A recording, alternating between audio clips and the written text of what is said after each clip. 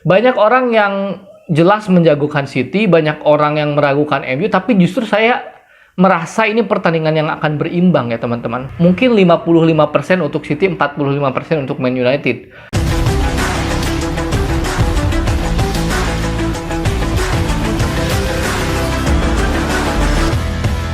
Halo semuanya, kembali lagi bersama saya di Ulasan Bola. Di channel ini saya akan mengulas apapun tentang sepak bola. Kali ini saya akan mengulas tentang prediksi derby Manchester ya, final Piala FA hari Sabtu besok antara City lawan MU ya. Ya teman-teman, kita tahu Man City sekarang sedang ada di tren yang sangat bagus. Man United juga meskipun sempat naik turun, tapi di akhir-akhir mereka cukup konsisten meraih kemenangan berkat kembalinya Eriksen. Jadi ketika Eriksen dan Casemiro bermain bersama, Man United sangat kokoh ya. Apalagi Eriksen, Casemiro, Bruno Fernandes main tiga-tiganya itu MU sangat bagus ya. Meskipun di lini belakang mereka masih terkendala. Anthony Martial, Weghorst itu bukan menjadi tumpuan MU. Bahkan musim depan sepertinya dua pemain ini tidak akan menjadi bagian dari MU. Tapi overall di musim pertamanya Erik ten Hag, MU cukup bermain bagus lah. Nah, di bulan Januari yaitu pertemuan terakhir antara MU dan Man City, kala itu di Liga Inggris, MU bisa mengalahkan City 2-1 dan saya ingat pertandingan itu City sangat kesulitan membongkar pertahanan MU. Itu bulan Januari. Nah, faktanya adalah Man City justru mulai bangkit di bulan Februari, yaitu ketika seperti yang pernah saya ceritakan di video-video sebelumnya bahwa Man City bangkit ketika Pep Guardiola menemukan sistem baru. Sistem menggunakan dengan 2 DM dengan formasi 3-2-4-1. Yakni John Stones yang posisi naturalnya itu center back didorong ke depan menjadi gelandang bertahan bersama Rodri. Nah, dan Rodri dan Stones ini dua orang pertama yang menghalau serangan lawan dah. Dua orang ini selalu mengcover area belakang. Jadi ketika tiga center back Man City tidak siap menerima serangan lawan, kemudian dua pemain inilah yang mengcover area-area tersebut. Nah, sejak Pep menggunakan sistem tersebut, permainan Man City begitu cair. Permainan Man City sangat mendominasi. Bukan hanya menang dengan skor telak, tapi mendominasi permainan. Contoh paling bagus adalah bagaimana ketika mereka menghajar Real Madrid 4-0. Itu benar-benar sepanjang pertandingan Madrid dibuat tak berdaya, tidak menciptakan peluang-peluang berbahaya, dan didominasi sepanjang pertandingan. Bahkan ketika Madrid memegang bola di area pertahanan sendiri, para pemain Man City sudah melakukan pressing yang sangat ketat gitu loh.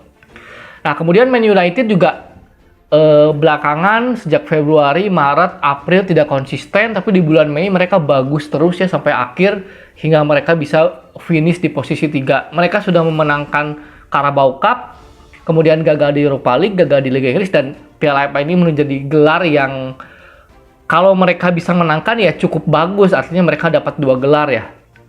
Tapi lawannya Man City.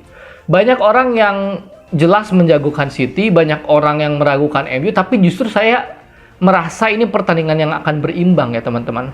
Meskipun kalau saya ditanya lebih menjagokan mana, mungkin 55% untuk City, 45% untuk Man United. Tapi saya yakin ini final akan cukup alot ya teman-teman. Karena apa? Erik ten Hag juga cukup bagus ya. Man City dengan sistem barunya ini mungkin akan mendominasi pertandingan sepanjang laga, akan menguasai ball possession, mungkin akan menciptakan lebih banyak create chance atau menciptakan banyak peluang yang berbahaya. Tapi Man United biasanya ketika menghadapi tim-tim seperti Man City memiliki counter attack yang bagus ya teman-teman. Nah, counter attack yang bagus ini mesti diantisipasi oleh pemain-pemain City karena MU memiliki sayap-sayap yang cepat.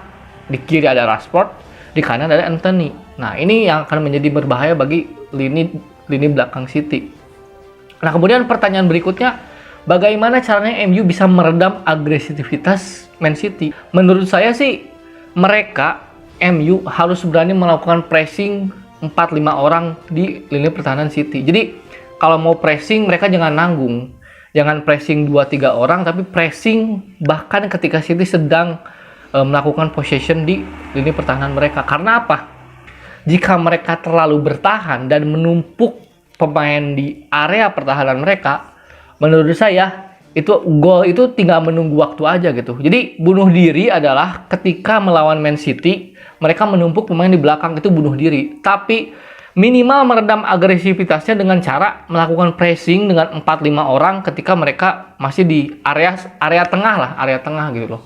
Agar bisa memaksa pemain-pemain Man City melakukan long ball. Jadi ketika mereka ditekan, tidak ada ruang untuk melakukan passing, mereka terpaksa long ball ke depan, dan long ball kan relatif bisa dihadang lah ketimbang bola-bola pendek mereka. Jadi mungkin Erik ten Hag bisa melakukan strategi seperti itu, tapi saya pikir City masih akan menjadi favorit meskipun MU sangat berpotensi untuk bisa mengejutkan menurut saya. Mungkin itu sekian dulu ulasan bola kali ini, dan salam olahraga.